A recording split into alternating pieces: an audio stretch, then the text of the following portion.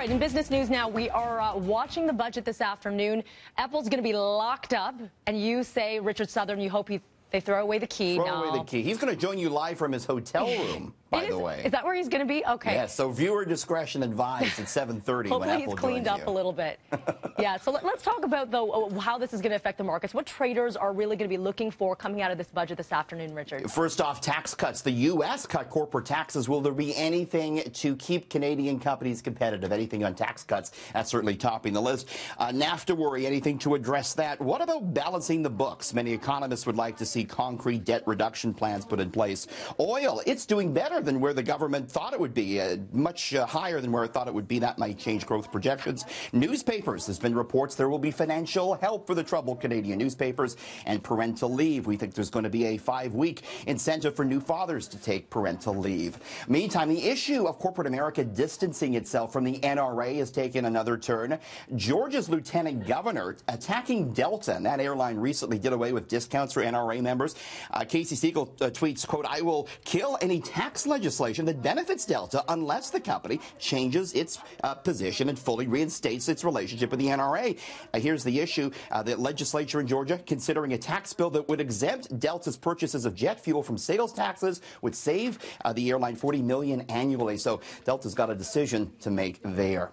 Well, rarely have we ever seen a success in the Toronto restaurant industry like the Cheesecake Factory, that U.S. chain opening its first Canadian location late last year at Yorkdale Mall. There's still lineups to get in. People wait hours to get a table. Will this change their opinion, though?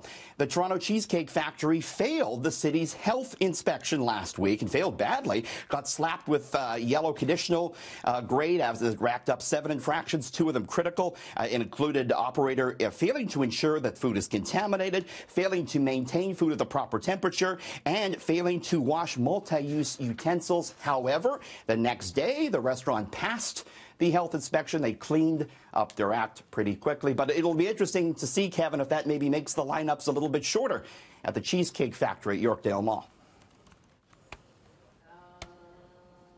Well, I said once there's a lineup, there's a lineup. Yes. So there always will be. All right.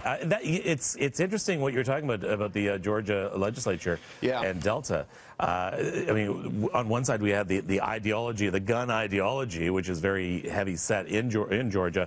But at the same time, you have one of your major employers in that state that you are actually going to punish. Yeah, and then it becomes a dollar and cents issues for Delta. They say, we don't want to lose the $40 million tax exemption, but we don't want to have all this bad PR. What do we do? It's going to be interesting to see how the airline responds. And is it constitutionally okay for them to even consider that? Yeah. It's an amazing story. Every day I shake my head at what's going on south of the border. Thank you, sir.